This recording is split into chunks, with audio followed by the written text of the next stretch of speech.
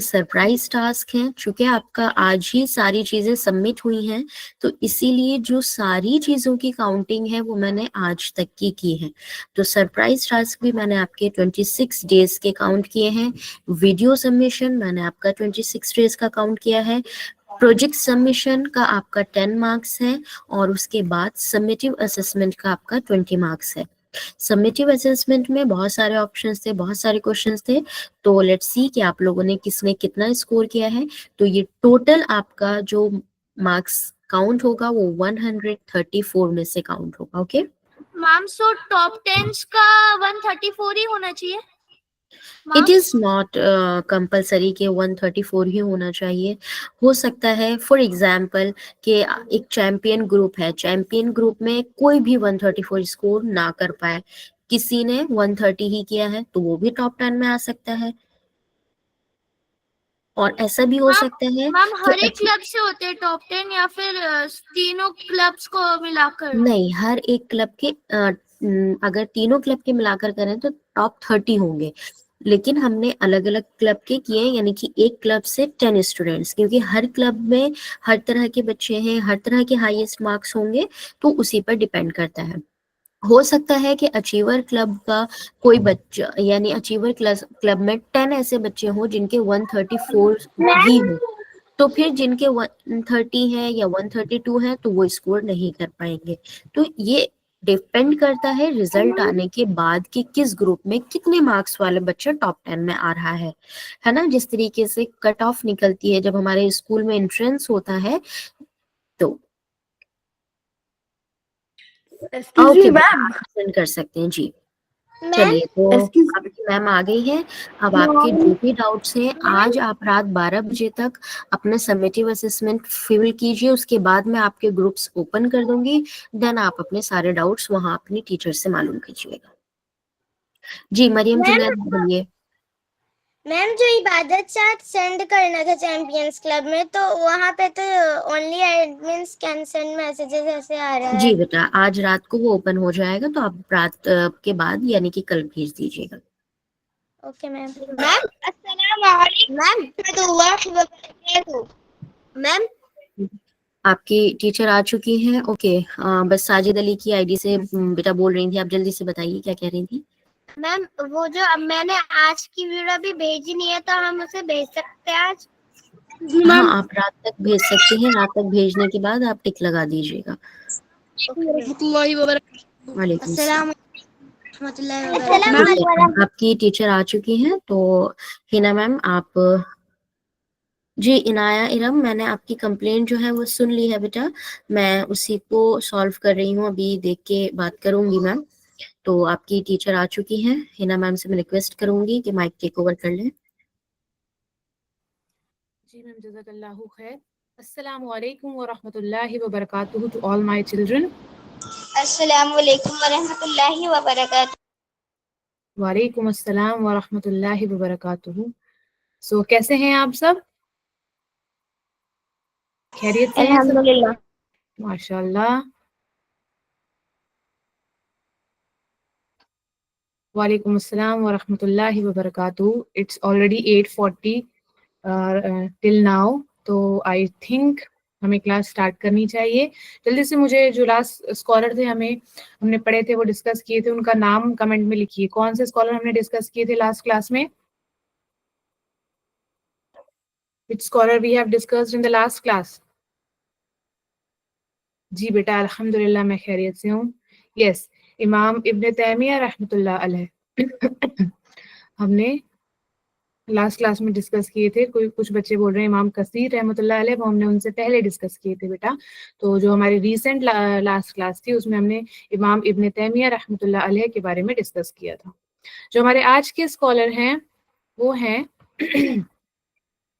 That is today we are going to discuss 14th, हमारी 14वीं class है आज, है ना। तो आज के जो स्कॉलर हैं उनका नाम है इमाम गजाली रहमतुल्लाह अलैह। इमाम गजाली रहमतुल्लाह अलैह, नोट डाउन करिए नेम। अपने कैमरास ऑन करिए सभी बच्चे, कैमरा ऑफ करके नहीं बैठना है, मुझे सभी बच्चे दिखने चाहिए। आफिया, अंजुम, फरहान आलम, नूर मोहम्मद, जेबा एंड खालिद, मुझे कोई नहीं दिख रहा है इनमें से। Sumaiya, take a pencil in your hand and note down the name of today's scholar of Islam, that is Imam Ghazali rahmatullah alayh. Camera on करिए सभी बच्चे।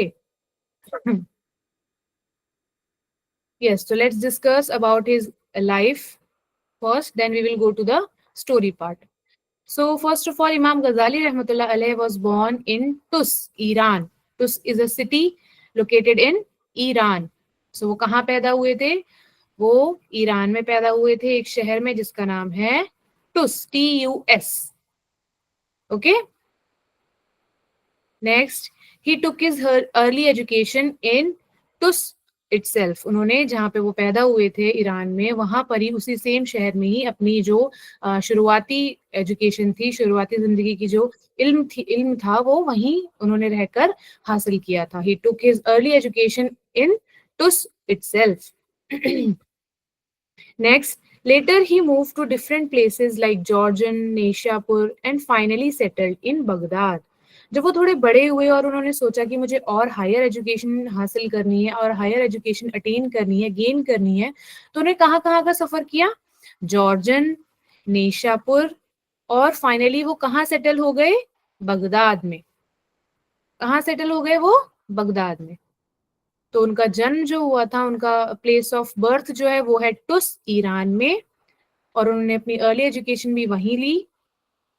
उसके बाद उन्होंने सोचा कि उनको हायर एजुकेशन के लिए सफर करना पड़ेगा, ट्रैवल करना पड़ेगा, अच्छे अच्छे इमाम से मिलना पड़ेगा, स्कॉलर से मिलना पड़ेगा. तो उन्होंने कहाँ कहाँ का सफर किया?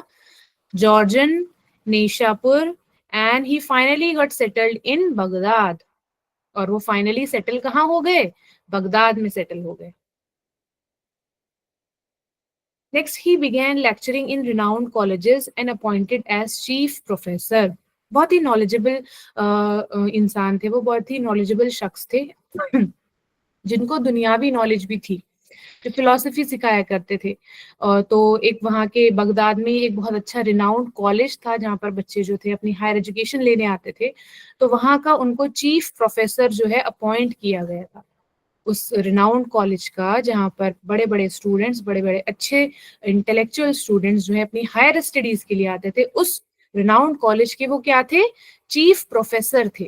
प्रोफेसर आपको पता है ना, जो बड़े स्टूडेंट्स, बड़े स्टूडेंट्स को जो पढ़ाते हैं, जो मास्टर्स करते हैं, जो ग्रेजुएशन करते हैं, उनको, उन टीचर्स को हम बोलते हैं प्रोफेसर्स, जिनकी जो एजुकेशन होती है वो बाकी नॉर्मल टीचर्स से भी ज्यादा होती है. तो इसलिए उनको चीफ प्रोफेसर उस रिनाउंड कॉलेज का जो है वो अपॉइंट कर दिया गया, क्योंकि वो लेक्चर्स देते थे बड़े बड़े स्टूडेंट्स को. ठीक है, तो अगेन मैं रिपीट कर रही हूँ ये स्लाइड, सभी बच्चे ध्यान से सुनेंगे. Yes, they teach college student. He was born in Tus, Iran, and he took his early education in Tus itself. Later he moved to different places like Jordan, Nishapur, and finally settled in Baghdad. वो कहाँ कहाँ travel किया उन्होंने? जॉर्जन में, नेशापुर में, और finally वो settle हो गए बगदाद में. He began lecturing in renowned colleges and appointed as chief professor. वो अच्छे अच्छे renowned colleges में पढ़ाते थे, lectures देते थे, और एक बहुत ही बेहतरीन renowned college का उनको chief professor जो है वो appoint कर दिया गया था. आगे देखते हैं. After some time he left Baghdad and moved to Makkah and Medina. उन्हें कुछ ऐसा फील हुआ, कुछ ऐसा लगा कि मैं दुनिया की पढ़ाई तो मैंने कर ली है और दुनिया की पढ़ाई में मैं मशगूल हो गया हूँ, स्टूडेंट्स को पढ़ाता हूँ, लेकिन फिर भी कुछ मिसिंग है मेरी लाइफ में. तो उन्होंने वो चीज छोड़कर, अपनी जॉब छोड़कर, वो कहाँ शिफ्ट हो गए? कहाँ मूव कर गए? वो बगदाद से कहाँ चले गए? Mecca and Medina. After some time he left Baghdad, Baghdad छोड़ दिया उन्होंने, और वो कहाँ मूव हो गए? मक्का और मदीना में. ठीक है. He disposed of his wealth and adopted the life of poor Sufi. हमने एक और सूफी जो थे वो डिस्कस किए थे, अगर आपको याद हो तो आप मुझे कमेंट में बता सकते हैं कौन से सूफी थे जो हमने एक स्कॉलर डिस्कस किए थे, अगर आपको उनका नाम याद है तो. तो इमाम गजाली रहमतुल्लाह अलैह ने भी जितनी भी उनकी वेल्थ थी और इतने अच्छे वो यस राबिया बसरी, हजरत राबिया बसरी रहमतुल्लाह अलैह जो थी, उन्होंने भी जो सूफिज्म का जो कॉन्सेप्ट है वो उन्होंने ही इंट्रोड्यूस किया था. यस, तो इमाम गजाली रहमतुल्लाह अलैह भी जो थे, उन्होंने भी अपनी सारी वेल्थ, सारी ऐशो आराम की जिंदगी, सारा पैसा सब डिस्पोज कर दिया, जरूरतमंद लोगों में दे दिया सब कुछ। और उन्होंने कैसी लाइफ इख्तियार कर ली? एक पुअर सूफी की। क्यों? क्योंकि जो सूफी लोग होते हैं उनका एक ही मकसद होता है कि वो अपनी सारा टाइम, सारा वेल्थ जो है वो डिवोट कर देते हैं। किस लिए? सिर्फ अल्लाह की रजा के लिए, अल्लाह को राजी करने के लिए वो बस अपनी पूरी जिंदगी बिताते हैं। उन्हें बाकी दुनियावी चीजों से कोई मतलब नहीं रहता। तो इमाम गजाली रहमतुल्लाह अलैह ने भी थोड़े टाइम के बाद ऐसा ही किया। पहले वो कौन थे? पहले वो एक रिनाउंड कॉलेज के चीफ प्रोफेसर अपॉइंट हुए थे, है ना। तो प्रोफेसर की जो जॉब होती है वो बहुत अच्छी जॉब होती है, बहुत अच्छी अर्निंग होती है, उसमें बहुत अच्छा लाइफस्टाइल हो जाता है उसका, है ना। लेकिन उसके बाद उन्हें कुछ कुछ ऐसा लगा कि मेरी लाइफ में कुछ मिसिंग है, मैं कुछ मिस आउट कर रहा हूँ। तो उन्होंने बगदाद छोड़कर, वो जॉब छोड़कर, वो अच्छी सी अपनी लाइफ छोड़कर वो कहाँ आ गए? मक्का और मदीना में आ गए। वहां उन्होंने और तालीम हासिल की, हदीसें लर्न की, इल्म हदीस हासिल किया। उसके बाद जितनी भी उनकी मालो दौलत थी, ऐशो आराम की जिंदगी थी, वो उन्होंने डिस्पोज कर दी, जरूरतमंदों को दे दी, और वो एक सादी सिंपल जिंदगी जीने लग गए, जैसे एक सूफी जीते हैं। सूफी कैसे जीते हैं? सिर्फ और सिर्फ अल्लाह की इबादत में वो मशगूल रहते हैं, दिन और रात सिर्फ अल्लाह की इबादत करते हैं, अल्लाह को राजी करने के लिए ही वो हर काम करते हैं। तो इमाम गजाली रहमतुल्लाह अलैह ने भी ऐसा ही किया। ठीक है, नेक्स्ट देखते हैं। Yes, Al Ghazali's greatest work is, very important, Ihya ul Ulum. Ihya ul Ulum, this is the name of his book. इमाम गजाली रहमतुल्लाह अलैह ने एक बुक लिखी जिसका नेम है अहया उल उलूम। इस बुक के 4 वॉल्यूम्स हैं बेटा, 4 वॉल्यूम्स हैं, और इन चारों वॉल्यूम के जो टॉपिक हैं वो अलग अलग हैं। उन टॉपिक्स पे मैं अभी नहीं जा रही हूँ कि वो किस टॉपिक पर है, क्योंकि वो बहुत डीप डिस्कशन है, वो एक क्लास में हम कवर नहीं कर पाएंगे। तो अभी आपको सिर्फ ये याद रखना है कि उनकी बुक का नेम क्या है और उसके कितने वॉल्यूम है। अल Ghazali's greatest work is अहया ul Uloom. सबको याद हो जाना चाहिए ये नेम। इमाम गजाली रहमतुल्लाह अलैह की बुक का नेम है अहया अल उलूम, और इसके 4 वॉल्यूम्स हैं। 4 पार्ट्स में इन्होंने ये बुक लिखी है, और हर एक पार्ट का जो टॉपिक है वो डिफरेंट है, अलग अलग टॉपिक हैं चारों पार्ट के। यहां तक क्लियर है सबको?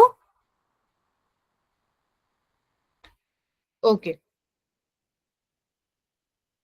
ओके, चलिए अब आता है हमारा इंसिडेंट डिस्कशन का time, that is story time.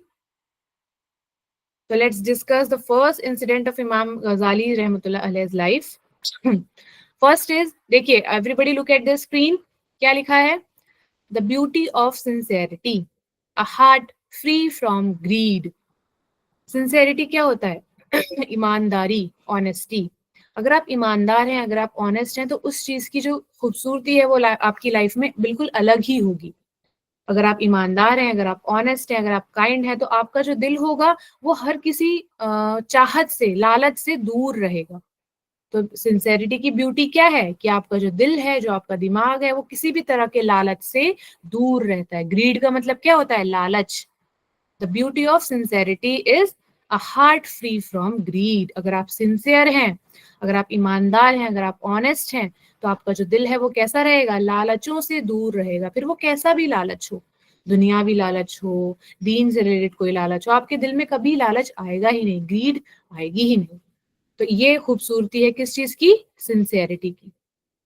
तो देखिए क्या लिखा है नीचे, true happiness lies in sincerity and simplicity. जो सच्ची खुशी है, ट्रू हैप्पीनेस जो है वो किस में मिलती है? हमें सिंसेरिटी में मिलती है। सिंसेरिटी मतलब ईमानदारी में मिलती है, और सिंप्लिसिटी सादगी में मिलती है। नॉट इन वेल्थ और पोजेशन, ना कि मालो दौलत में, और पोजेशन का मतलब होता है हक जताने में। जो चीज आपकी नहीं है उसको, उस पर आप हक जता रहे हैं, ये कि ये मेरा है, ये मेरा है। आपका कैसे? जो चीज आपकी है वही आपकी है, किसी और की चीज को आप अपना नहीं बता सकते।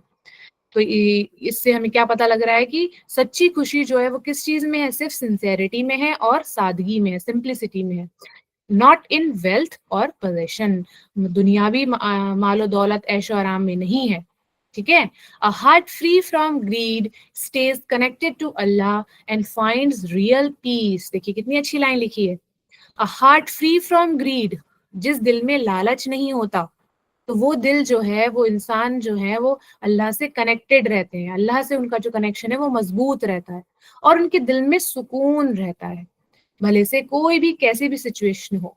लेकिन अगर आपके दिल में लालच नहीं है किसी भी तरीके का, तो आपका जो अल्लाह से कनेक्शन है वो बेहद मजबूत रहेगा और आपके दिल में हमेशा सुकून रहेगा, रियल पीस रहेगा, है ना।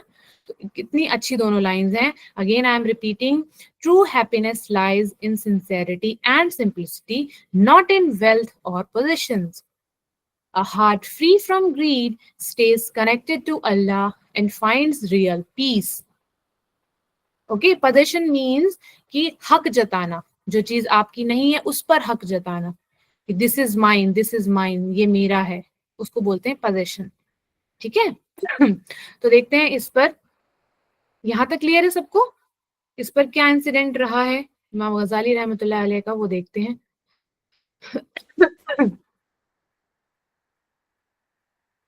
तो इमाम गजाली रहमतुल्लाह अलैह जो है वो स्टार्टिंग के टाइम में कहाँ रहते थे, बगदाद में रहते थे। और उसी बगदाद के शहर में एक बहुत ही रिच और बहुत ही इंटेलिजेंट एक लड़का रहता था जिसका नाम था यूसुफ। ठीक है, यूसुफ के पास सब कुछ था, बड़ा घर, बहुत बड़ा घर था, कपड़े थे अच्छे अच्छे, हर वो चीज थी जो कोई सोच भी नहीं सकता। लेकिन उस लड़के के पास, यूसुफ के पास सब कुछ था, लेकिन फिर भी वो हमेशा उदास रहता था, हमेशा जो है वो सैड रहता था। उसको समझ नहीं आता था कि इतनी दौलत होने के बावजूद भी उसके दिल को सुकून क्यों नहीं मिलता है। उसके पास सब कुछ है, ऐशो आराम की जिंदगी है, बड़ा घर है, कपड़े पैसे सब कुछ है, everything he is having, but उसके दिल को जो है वो सुकून क्यों नहीं मिल रहा है, उसको समझ ही नहीं आता था। एक दिन उसने सुना कि इमाम गजाली शहर आए हुए हैं, उसी शहर आए हुए हैं, और लोग उनसे मशवरा लेने जा रहे हैं। तो यूसुफ भी उनसे मिलने चला गया। जब उसका नंबर आया तो उसने कहा, हजरत मेरे पास सब कुछ है लेकिन फिर भी मुझे सुकून नहीं मिलता। आप हमेशा सादगी की बातें करते हैं, क्या ये असल दौलत नहीं है? देखिए उसका क्वेश्चन क्या था, उसने इमाम गजाली रहमतुल्लाह अलैह से क्या पूछा कि हजरत मेरे पास सब कुछ है, मेरे पास घर, मकान, पैसा, कपड़े सब कुछ है, लेकिन फिर भी मेरे दिल को सुकून नहीं है। आप इतनी सादगी की बातें बताते हैं, सादगी की जिंदगी जीते हैं, तो क्या ये असल दौलत नहीं है जो मेरे पास है? इमाम गजाली ने मुस्कुराकर जो था वो एक कप उठाया चाय का,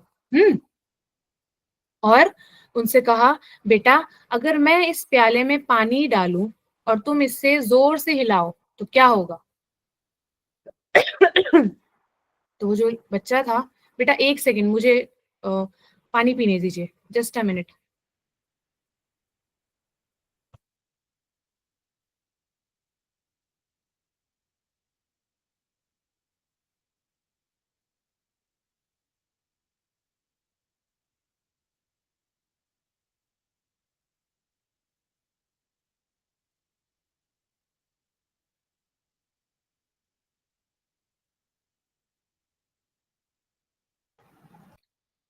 यस बेटा,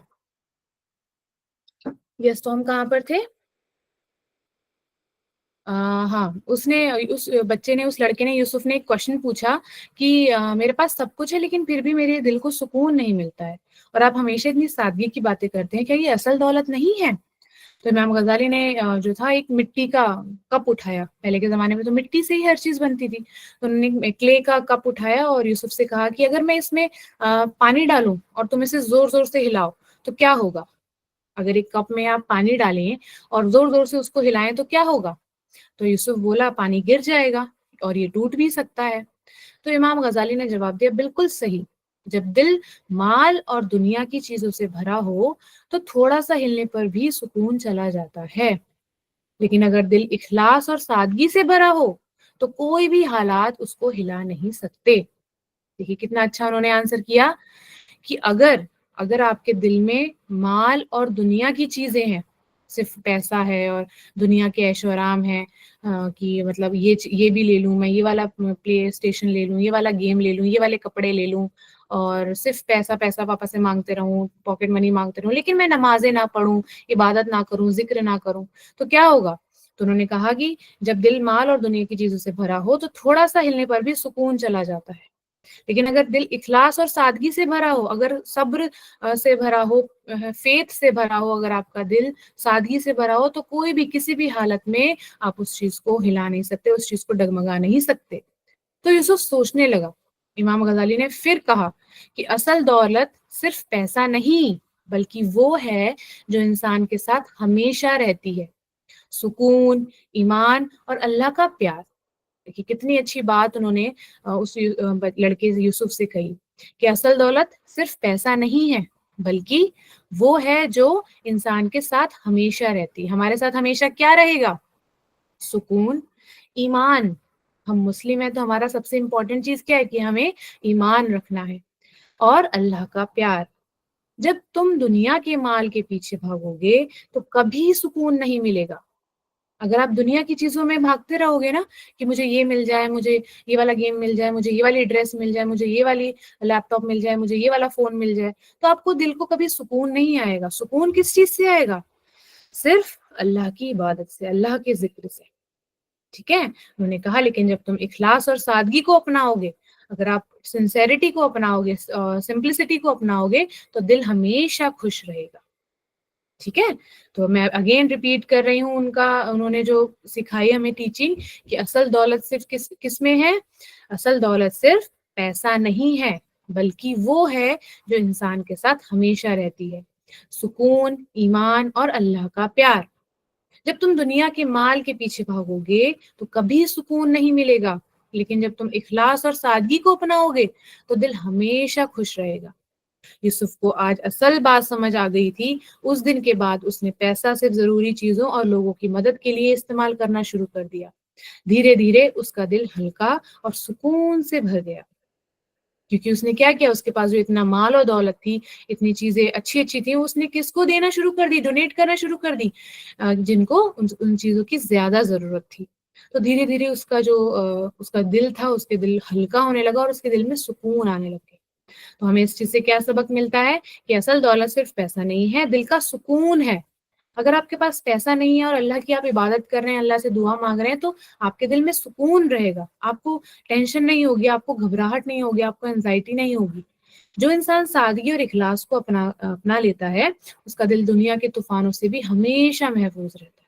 आपको सिंपल सादगी में रहना है, अल्लाह की इबादत करते रहना, ज्यादा दुनियावी चीजों में अपना इंटरेस्ट नहीं डालना है।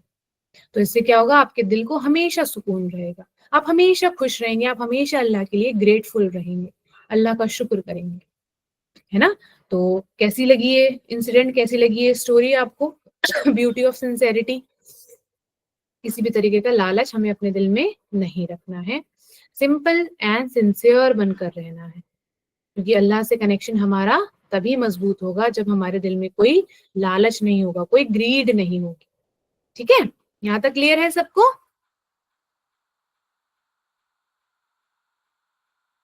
Okay,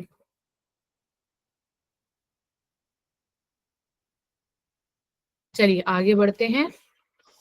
moving to the next incident. Okay, now everybody look at the screen again. Moving to the next incident. True repentance, सच्ची तौबा। रिपेंटेंस क्या क्या मतलब होता है? तौबा करना, अल्लाह से मुआफी मांगना। ट्रू रिपेंटेंस, सच्ची तौबा। इमाम गजाली's जर्नी बैक टू अल्लाह। कैसे उन्होंने सच्ची तौबा की थी? हमने आपको बताया ना कि वो तो एक रिनाउंड प्रोफेसर थे, चीफ प्रोफेसर थे एक रिनाउंड कॉलेज के, लेकिन उन्हें लगा कि मैं कुछ तो मिस आउट कर रहा हूँ अपनी जिंदगी में, कि वो जिंदगी उन्होंने छोड़ के पुअर सूफी की जिंदगी जो थी वो अपना ली, सारी अपनी ऐशो आराम की जिंदगी, सारी अपनी मालो दौलत जो थी वो डोनेट कर दी, है ना? तो किस तरह की उनकी जर्नी रही, क्या रही, वो देखते हैं। क्या लिखा है देखिए स्क्रीन पर। कैमरा सबके ऑफ है, कैमरा ऑन करिए बेटा। इसके भी मार्क्स हैं, आपको पता नहीं है शायद, आपके कैमरा ऑन ना करने के भी मार्क्स डिडक्ट होते हैं। कैमरा ऑन करिए सभी बच्चे। Now coming to the next, look at the screen. True peace lies in sincere repentance. जैसा ये भी हमने जस्ट अभी पढ़ा कि जो ट्रू पीस है, सुकून है, सच्चा सुकून जो है वो किसमें मिलता है हमें? जब हम अल्लाह से सच्ची तौबा करते हैं, सिंसियर रिपेंटेंस करते हैं। ठीक है, ऐसा नहीं कि बस ऊपर ऊपर से अल्लाह से तौबा कर ली और दिल में वही है कि कोई बात नहीं, बस मैं बोल देता हूँ दुआ में या बोल देती हूँ दुआ में, मैं फिर से वो काम कर लूंगा जो अल्लाह को पसंद नहीं। नहीं बेटा, हमें सिंसियर रिपेंटेंस करनी है। वो काम जो आपको लग रहा है कि जिससे मेरा जो अल्लाह से जो कनेक्शन है वो लूज हो रहा है या दूर हो रहा है, तो उस काम को छोड़कर आपको अल्लाह से तौबा करनी है। तभी आपके दिल को सुकून आएगा, सच्चा सुकून तभी मिलेगा। True peace lies in sincere repentance. Next क्या लिखा है, when a heart truly seeks forgiveness, जब आपका दिल, कोई भी दिल जब सच्चे तरीके से तौबा मांगता है, तो अल्लाह's mercy embraces it with open arms। हमें तो पता है अल्लाह की जो बाउंटीज हैं, अल्लाह की जो नेमतें हैं वो लिमिटलेस हैं। तो हमारी फॉरगिवनेस, हमारी तौबा वो खुले खुले बाहों की तरह वो एक्सेप्ट कर लेते हैं हमें, और हमारी तौबा को कबूल कर लेते हैं और हमें माफी दे देते हैं, उन गलतियों की हमें माफी दे देते हैं। तो इसलिए क्या लिखा है, when a heart truly seeks forgiveness, अगर आप सच्चे दिल से तौबा करते हैं तो अल्लाह की जो मर्सी है वो एम्ब्रेस करती है, वो वेलकम करती है आपको खुले आम से। जैसे हम हक करते हैं ना, अच्छे से हक करते हैं किसी को, हम सारी उसकी जो कमियां हैं या खामियां हैं उसको भूल कर अच्छे से उसको हक करते हैं और उसको एम्ब्रेस करते हैं, उसको मोहब्बत से अपना मान लेते हैं। तो ऐसे ही अल्लाह सुब्हानहू व तआला भी करते हैं जब हम अपनी गलतियों की माफी उनसे मांगते हैं। वो तो इतने रहमान और रहीम है कि वो हमारी गलतियों की हमें माफी दे देते हैं, लेकिन हमें अपनी गलतियों की माफी सच्चे दिल से मांगनी है और उस गलती को दोबारा कभी रिपीट नहीं करना है। और अगर बाई चांस अगर रिपीट हो भी जाती है तो फिर आपको माफी मांगनी है।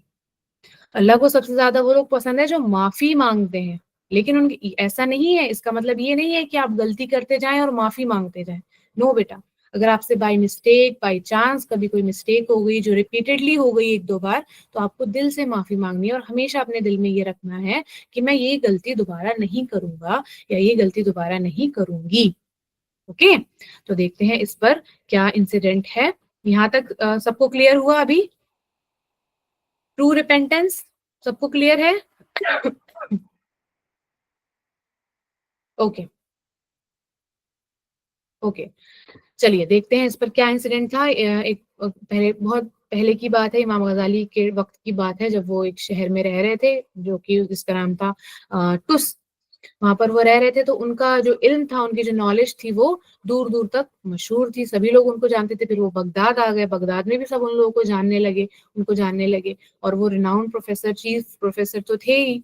तो उनके जो नॉलेज की जो बातें थी वो लोग दूर दूर तक किया करते थे कि वो बहुत नॉलेजेबल इंसान है। लोग दूर दूर से उनके पास आते थे, उनसे मशवरा लेते थे, उनके इल्म और हिकमत की मिसालें दी जाती थी कि उनको इतना ज्यादा इल्म है, उनको इतना ज्यादा करेज है कि वो उनकी मिसालें दी जाती थी कि उनको उनको देखो, उनको सुनो, वो तो बहुत बेहतर इंसान है। उन्होंने बहुत किताबें भी लिखी, उनकी किताब का जिक्र अभी हमने किया भी, उनकी बुक का नाम है अहयाउल उलूम। बहुत तारीखें भी लिखी, तकरीरें भी की, लेक्चर्स भी बहुत दिए, और हर जगह उनका नाम जो है इज्जत से लिया जाता था। किसका नाम? इमाम गजाली रहमतुल्लाह अलैह का नाम। लेकिन एक रात जब वो अकेले अपने कमरे में बैठे थे, तो एक अजीब सोच ने उनको, उनके दिल को एकदम शेक कर दिया, झंझोड़ दिया। पता नहीं वो क्या सोच बैठे थे ऐसा कि उनका एकदम से सोच में पड़ गए वो। उन्होंने सोचा कि मेरा इल्म इतना ज्यादा हो गया है, मैं इतना नॉलेजेबल बन गया हूँ कि लोग दूर दूर तक मेरी बातें कर रहे हैं और दूर दूर से लोग मुझसे मिलने आते हैं, मशवरा लेने आते हैं, लेकिन क्या मेरा दिल अल्लाह की मोहब्बत से भरा है? क्या मेरे दिल में अल्लाह की मोहब्बत है, या सिर्फ मैं बस ये इस इल्म में ही मशगूल हो गया हूँ और बस लोगों की तारीफों में ही मशगूल हो गया हूँ? ये चीज उनको एक दिन उन्होंने सोची, और उनका जो दिल था वो डर गया एकदम इस चीज से कि क्या मेरे दिल में अल्लाह की मोहब्बत है या नहीं है, क्या मैं सिर्फ दुनियावी चीजों में ही रह गया हूँ? ये सोचकर वो बेचैन हो गए, वो घबरा गए। उन्होंने महसूस किया कि दुनिया की शोहरत और इज्जत ने उनका दिल धुंधला कर दिया है। दुनिया की मालो दौलत, दुनिया की ऐशो आराम, दुनिया की इज्जत और शोहरत ने उनका दिल कैसा कर दिया है? धुंधला कर दिया है, फेड कर दिया है। किस चीज से? कि वो अल्लाह की जो है इबादत, अल्लाह के लिए, अल्लाह की रजा के लिए काम नहीं कर पा रहे हैं या कम कर रहे हैं। वो समझ गए कि असली कामयाबी सिर्फ इल्म हासिल करने में नहीं है, बल्कि उस इल्म को अल्लाह की रजा के लिए इस्तेमाल करने में है। वेरी इंपॉर्टेंट, यही हम सीखते आ रहे हैं अभी तक कि असली कामयाबी, असली सक्सेस सिर्फ इल्म हासिल करने में नहीं है, बल्कि उस इल्म को अल्लाह की रजा के लिए इस्तेमाल करने में है। जो भी आप नॉलेज गेन करते हैं उसको अल्लाह की रजा के लिए हमें दूसरों में शेयर करना है, यही हमने सीखा है ना। तो यही जो थॉट था वो इमाम गजाली रहमतुल्लाह अलैह के दिल में आया और उन्होंने ये बात सोची। उसी रात इमाम गजाली ने अल्लाह से सच्ची तौबा करने का इरादा किया। उन्होंने सोचा कि मैं अब अल्लाह से सच्ची तौबा करूंगा, ट्रू रिपेंटेंस करूंगा। उन्होंने सजदे में गिरकर दुआ की, या अल्लाह मेरे मैं तेरे पास लौटना चाहता हूँ, जो भी गलतियां मैंने की हैं उन्हें माफ कर दे, मुझे सिर्फ तेरे लिए जीने की तौफीक दे। उनकी आंखों से आंसू का दरिया बह रहा था, वो रो रहे थे। बताइए, इतना उनको डीप उनके थॉट्स हो गए, इतना वो टचिंग हो गए उनकी थॉट्स में कि उनकी आंखों से आंसू गिर रहे थे। वो समझ चुके थे कि सच्ची तौबा सिर्फ अल्फाज से नहीं बल्कि दिल की गहराइयों से होती है, दिल से होती है सच्ची तौबा। और जब दिल से सच्ची तौबा आप करते हैं अल्लाह सुब्हानहू व तआला से, तो खुद ब खुद आपके जो आंसू हैं वो गिरने लग जाते हैं। वो आंसू इस चीज का सबूत होते हैं कि आप सच में अल्लाह से जो है वो ट्रू रिपेंटेंस, सच्ची तौबा मांग रहे हैं। अगले दिन इमाम गजाली ने एक बड़ा फैसला किया। उन्होंने अपनी राहत भरी जिंदगी, शोहरत और दुनिया की चकाचौंध, जो उनकी ऐशो आराम की जिंदगी थी, उस सबको छोड़ दिया। वो एक सादगी भरी जिंदगी जीने लगे जिसमें सिर्फ इबादत, इल्म की तहकीक और अल्लाह की रजा थी। जब लोगों ने देखा कि वो अपनी पहली वाली जिंदगी छोड़ चुके हैं, तो उन्होंने हैरानी से पूछा, आप इतनी सादी जिंदगी क्यों जी रहे हैं? आपके पास इल्म भी है, शोहरत भी है, इज्जत भी है। तो इमाम गजाली ने कहा, सुकून माल और दौलत में नहीं है। क्या कहा उन्होंने? सुकून माल और दौलत में नहीं है, ना ही शोहरत में है। असली सुकून सिर्फ और सिर्फ अल्लाह की रजा में है। कितनी अच्छी बात बोली उन्होंने। Yes, everything for us is from Allah. Very good. इमाम गजाली ने कहा, सुकून माल और दौलत में नहीं है, पैसा, रुपया, मकान, गोल्ड, सिल्वर, इन सब में सुकून नहीं है बेटा। सुकून किस में है? सिर्फ अल्लाह की रजा में, कि वो काम हमें करने हैं कि जिससे हमारा अल्लाह सुब्हानहू व तआला राजी हो जाए, ना कि दुनिया की चीजों में हमें बिजी हो जाना है। ये सुनकर लोग समझ गए कि सच्चा इल्म सिर्फ किताबों का नहीं बल्कि दिल और रूह का भी होता है। आपकी सोल भी प्योर होनी चाहिए, आपका दिल भी प्योर होना चाहिए। तभी तो आज तक इमाम गजाली का नाम इज्जत से लिया जाता है, क्योंकि उन्होंने दुनिया को सिर्फ इल्म की ही नहीं बल्कि इल्म के साथ इखलास और अल्लाह की मोहब्बत का असल मतलब भी समझाया। इतनी अच्छी बात है ना। तो हमें क्या सबक मिलता है इस चीज से? कि सच्ची तौबा सिर्फ अल्फाज से नहीं होती बल्कि कहाँ से होती है? दिल से होती है। आपको ट्रू रिपेंटेंस करनी है, दिल से करनी है। असली सुकून शोहरत और माल में नहीं बल्कि अल्लाह की रजा में है। और अगर हमारा इल्म हमें अल्लाह के करीब ना करे तो वो सिर्फ एक मालूमात है, असली इल्म नहीं। कितनी अच्छी अच्छी बात है ये लास्ट वाली, कि जो भी आप नॉलेज गेन कर रहे हैं, अगर उस नॉलेज गेन करने की वजह से आपका जो कनेक्शन अल्लाह से दूर हो रहा है या कमजोर हो रहा है, तो वो इल्म नहीं हुआ, वो सिर्फ जानकारी हुई, वो मालूमात हुई, वो इल्म नहीं हुआ। असली इल्म वही है जो अल्लाह को आपके नजदीक ले आए, अल्लाह को आपसे नजदीक कर दे, आपका कनेक्शन अल्लाह से स्ट्रॉन्ग कर दे। असली इल्म वही है। तो आई होप ये अच्छी लगी होगी आपको। ये स्टोरी भी कैसी लगी? तो हमें भी ये चीज अपनी लाइफ में इनकलकेट करनी है। यस, दिल से दुआ मांगनी है, और अगर कभी कोई गलती हो जाती है तो दिल से तौबा भी करनी है और कोशिश करना है कि वो गलती दोबारा रिपीट ना हो। ठीक है, हमें बस अल्लाह को राजी करना है, हर वो काम जिससे अल्लाह राजी हो बस वही करना है। ठीक है, चलिए आगे चलते हैं। एक और स्टोरी है। हाँ, ओके, देखिए क्या लिखा है। Know yourself to attain Allah's pleasure. अल्लाह की रजा हासिल करने के लिए सबसे पहले आपको खुद को भी जानना पड़ेगा कि हु यू आर।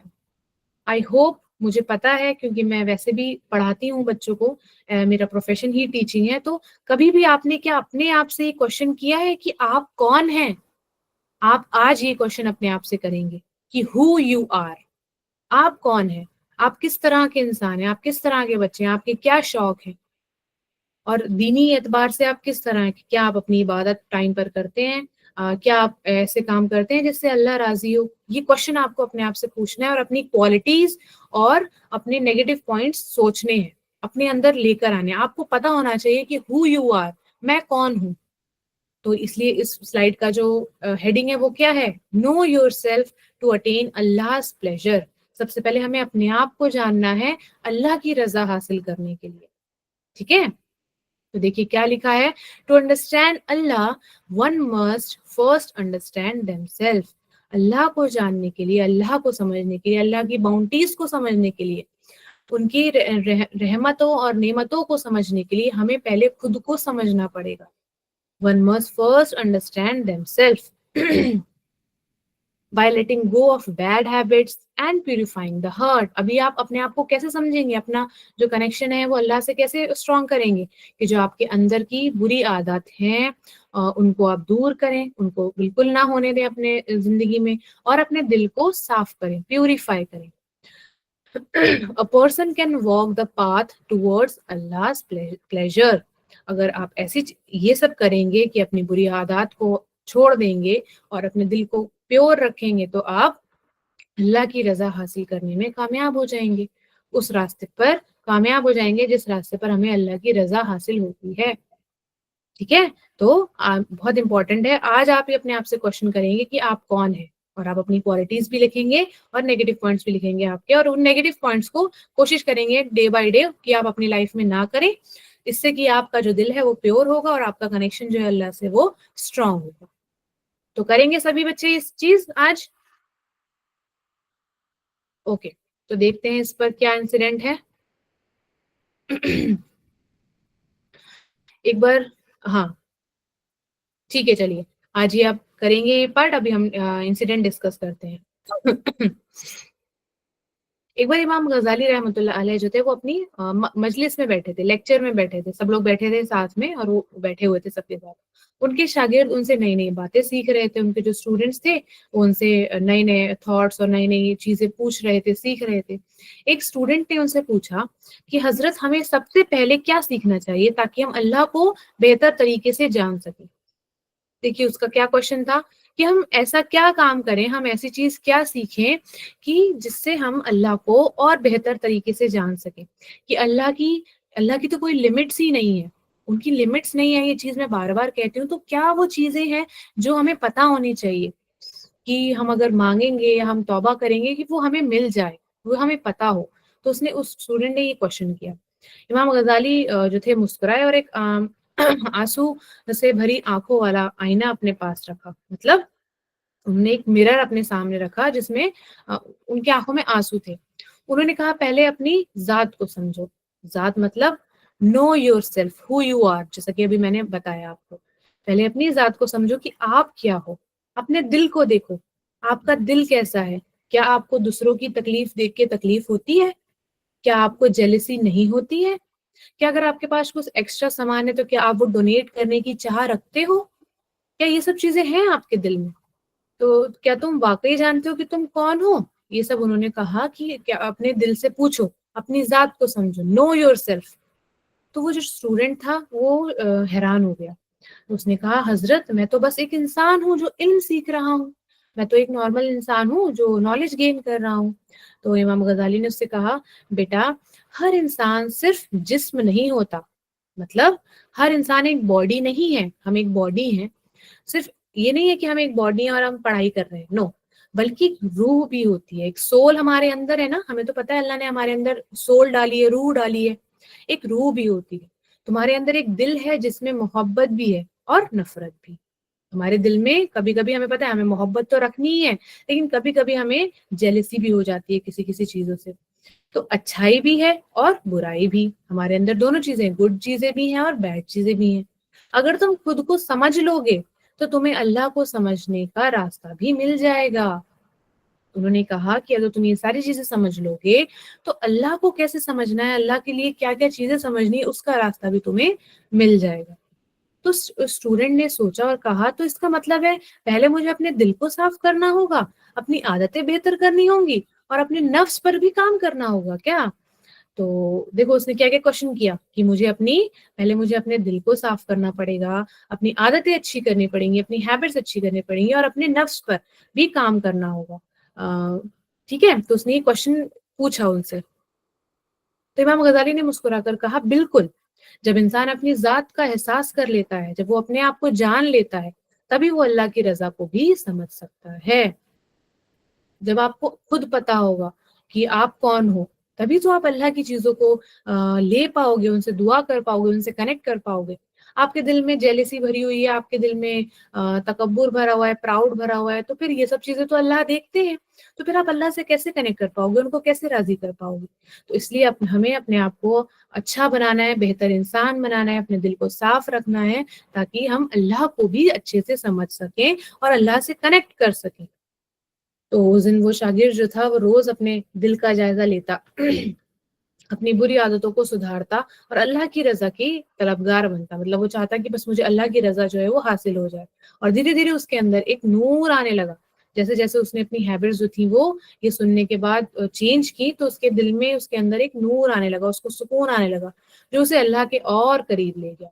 तो जैसे जैसे उसके दिल में सुकून आने लगा, उसके चेहरे पे नूर आने लगा, वैसे वैसे उसके जिक्र बढ़ गए अल्लाह के लिए, उसकी इबादत बढ़ गई अल्लाह के लिए, और उसका दिल जो था वो धीरे धीरे धीरे करके प्योर होने लग गया, जेनरस होने लग गया। जैसा कि हम अभी तक पढ़ते आए हैं कि हमारा दिल कैसा होना चाहिए। तो इससे हमें क्या सबक मिलता है कि अल्लाह को समझने के लिए सबसे पहले हमें क्या समझना है? अपनी जात को समझना है, अपनी जात का एहसास करना जरूरी है। अपनी बुरी आदतें छोड़कर अपने दिल को साफ करना है अल्लाह की रजा हासिल करने के लिए। ठीक है, तो आई थिंक आपको ये इंसिडेंट भी क्लियर हुआ होगा। अपने आप को समझना है अल्लाह के बाउंड्रीज को समझने के लिए, अल्लाह की नेमतों और रहमतों को समझने के लिए। Yes, very good. तो यहां तक क्लियर है सबको? First know your self. Yes, तो तीनों स्टोरीज, तीनों इंसिडेंट्स क्लियर हैं सभी बच्चों को? ओके, तो आगे बढ़े, अभी मॉरल ऑफ द स्टोरी पर बढ़ते हैं अब। Okay, coming to the moral of the story. तीन स्टोरीज हैं तो तीन ही मॉरल हैं, तो जल्दी से डिस्कस करते हैं। Never run for wealth and position. आपको माली दौलत के पीछे नहीं भागना है, दूसरों की चीजों को अपना बनाने के चक्कर में नहीं रहना है, वेल्थ एंड पोजीशन के पीछे कभी नहीं भागना है। ये हमारी फर्स्ट स्टोरी का मॉरल था, है ना? So never run for wealth and position. If you ever commit any mistake, कभी आपसे अगर गलती हो जाती है तो आपको क्या करना है?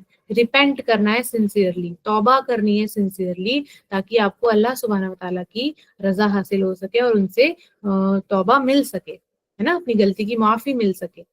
If you ever commit any mistake, repent sincerely to seek forgiveness from Allah सुब्हानहू व तआला। ठीक है, नेक्स्ट क्या है? Know yourself before knowing the bounty of Allah सुब्हानहू व तआला। अल्लाह की नेमतों और रहमतों को जानने के से पहले, अल्लाह को जानने से पहले आपको अपने आप को जानना बहुत जरूरी है कि आपका दिल कैसा है, आप कैसे इंसान हैं। क्या आपके दिल में जेलसी और प्राउड ये सब तो नहीं है?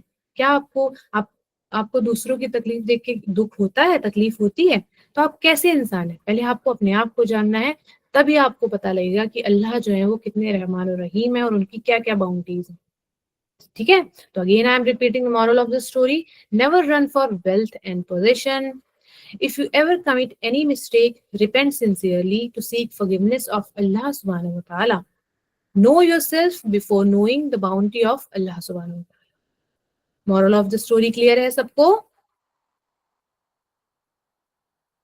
Okay. Easy है. Coming to the homework part. Easy सा homework है. देखिए जल्दी से स्क्रीनशॉट ले लीजिए होमवर्क स्लाइड का। Draw a happy heart and write one good thing that makes Allah happy. बहुत इजी है, कलर भी करना है, एक हैप्पी हार्ट ड्रॉ करना है और एक चीज लिखनी है जो अल्लाह को खुश करती है। कोई भी एक चीज लिखनी है, ठीक है, कोई भी any deed. Question number 1 clear है? ड्रॉ अ हैप्पी हार्ट, एक दिल बनाना है, and write one good thing, और एक अच्छी चीज लिखनी है, दैट मेक्स अल्लाह हैप्पी, जो अल्लाह को खुश करती है। Question number 2, what should we do after making a mistake? अगर हमने कभी कोई गलती कर दी तो हमें क्या करना चाहिए, गलती करने के बाद हमें क्या करना है, हमारी क्या ड्यूटी है, अगर हमसे बाय मिस्टेक गलती हो गई तो हमें क्या करना है, that is the second question, what should we do after making a mistake. Question number 3, very easy, what is the name of Imam Ghazali's book, what is the name of Imam Ghazali's book, इमाम गजाली की book का क्या नाम था, आप सबको पता है, ठीक है। तो this is the homework part. Yes, so that's all for today. Before leaving the class कुछ अनाउंसमेंट्स मुझे करने हैं, कोई बच्चा भी क्लास लीव नहीं करेगा। आज की क्लास में इतना ही था, ये मैं बोल रही हूँ, अभी कोई बच्चा क्लास लीव नहीं करेगा। कुछ अनाउंसमेंट्स हैं वो आप सुन लीजिए तभी आप क्लास जो है वो लीव करेंगे। Homework slide, okay, homework slide देख लीजिए, किसी को कोई डाउट है तो पूछें, पूछिए, कमेंट में लिखिए।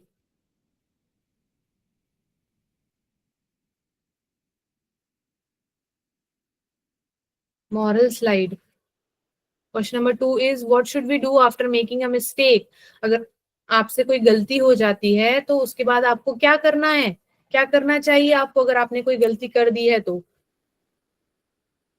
क्वेश्चन नंबर 1 बहुत इजी है बेटा, आपको एक हैप्पी हार्ट ड्रॉ करना है, कलर करना है और उसमें कोई एक ऐसी चीज लिखनी है जो अल्लाह को खुश करती है ठीक है। मॉरल स्लाइड, पता नहीं आप लोग मॉरल स्लाइड का क्या करते हैं, मुझे लगता है शायद नोट डाउन करते हैं। चलिए, मॉरल स्लाइड भी दिखा दिया आपको। ओके, जिन बच्चों को कोई डाउट नहीं है वो अब मेरी बात सुनिए, और बाकी बच्चे, सभी बच्चे अब मेरी बात ध्यान से सुनेंगे, ठीक है। तो सबसे पहली बात कि आपको अपने अपने ग्रुप पर 2 फॉर्म्स मिले होंगे, एक असेसमेंट फॉर्म है और एक इबादत चार्ट का फॉर्म है, ठीक है। आपको वो दोनों ही फॉर्म आज रात 12 बजे से पहले पहले फिल करने हैं। You have to fill those forms before 12 AM, okay. 12 बजे से पहले पहले आपको वो दोनों फॉर्म्स फिल करने हैं। और चूंकि आज 6th डे है, 3rd अशुरा का, तो आपको सिर्फ 6 दिन का इबादत चार्ट आज अपलोड करना है, आज फिल करके सेंड करना है। इतनी बात क्लियर है। 3rd अशुरा के आज तक के 6 डेज हो रहे हैं, तो आपको उन 6 डेज का ही इबादत चार्ट सेंड करना है। ये यहां तक बात क्लियर है, आज 12 बजे से पहले तक, ओके। प्रोजेक्ट सबमिशन आप लोगों ने किया है, माशाल्लाह बहुत अच्छे प्रोजेक्ट्स बनाए हैं। जिसने प्रोजेक्ट सबमिट अभी तक नहीं किया है लेकिन उसका प्रोजेक्ट रेडी है बनकर, तो उनके पास एक ऑप्शन है, वो अपना प्रोजेक्ट कहाँ सेंड करेंगे, लिटिल लाइट कीपर्स पर अपना प्रोजेक्ट सेंड करेंगे, जिन्होंने अभी तक ग्रुप पर सेंड नहीं किया है। चूंकि जो ग्रुप की सेटिंग है वो अभी ऑन नहीं है आप लोगों के लिए, वो 12 बजे के बाद ही ऑन होगी, तो आप अपना प्रोजेक्ट लिटिल लाइट कीपर्स पर सेंड करेंगे। जिन्होंने प्रोजेक्ट बना लिया है और सेंड नहीं किया है वो अपना प्रोजेक्ट अब लिटिल लाइट कीपर्स पर ही सेंड करेंगे, वहां से ही आपको मार्क्स मिलेंगे। अदरवाइज आपने कहीं और सेंड किया या बाद में सेंड किया तो मार्क्स नहीं मिलेंगे, ठीक है। And last but not the least point of today's class is, जो हमारी आज की क्लास थी वही हमारी लास्ट क्लास है रमजान एक्टिविटी 2025 की। आज हमने लास्ट क्लास अटेंड की है बेटा। अब हमारी जो क्लास 29 को होने वाली थी वो नहीं हो पाएगी ड्यू टू सम रीजंस, तो हमारी जो आज की क्लास थी वही लास्ट क्लास है, ओके। इसीलिए आपको ये सारी चीजें फिल कर कर as soon as possible send करनी है अपने रिस्पेक्टिव ग्रुप्स पर, ताकि आपका रिजल्ट जो है वो बन सके और टाइमली आपका रिजल्ट डिक्लेयर हो सके। कोई भी चीज आप छोड़ेंगे नहीं, सिंसियरली अपनी चीजों को फिल करना है और सेंड करना है। सबको रिजल्ट चाहिए ना, सबने मेहनत की है, सभी बच्चों ने मेरे मेहनत की है, सारी क्लासेस अटेंड की हैं, इतना अच्छा अच्छा होमवर्क, सरप्राइज टास्क सब कुछ किया है, तो कुछ भी मिस आउट नहीं करना बेटा, ताकि आपका रिजल्ट जो है वो टाइम पर आपको मिल जाए। अटेंडेंस अच्छे से मार्क करनी है, सारे प्रोजेक्ट, सारे असेसमेंट, इबादत chart, everything you have to fill on time and send it on time in your respective groups, okay. Clear है सबको? सो ये हमारी लास्ट क्लास थी। आई होप आपने रमजान एक्टिविटी इंजॉय की हो। आई होप मैंने आपको अच्छे से जो थी नॉलेज देने की कोशिश की थी। आई होप आपने वो नॉलेज गेन की हो और वो अपनी जिंदगी में आप वो इनकलकेट भी करेंगे, मैं ऐसी उम्मीद कर रही हूँ, क्योंकि आप सभी बच्चे बहुत बहुत मेहनती, बहुत प्यारे बच्चे हैं, है ना? सभी बच्चे प्यारे करेंगे ना जो हमने टीचिंग्स ली हैं रमजान एक्टिविटी 2025 से, वो टीचिंग्स आप अपनी लाइफ में लेकर आएंगे ना, एक बेहतर इंसान बनेंगे ना इंशाल्लाह। माशाल्लाह, very good. Okay, I will miss you too, miss you all. Okay, ऐसे ही बेटा मेहनत करते रहिए, पढ़ाई करते रहिए, अपने जो भी आप सीखते हैं, हमने एक ही चीज बार बार सीखी है कि अगर आप कोई भी इल्म हासिल कर रहे हैं, कोई भी स्किल आप ले रहे हैं, तो आपको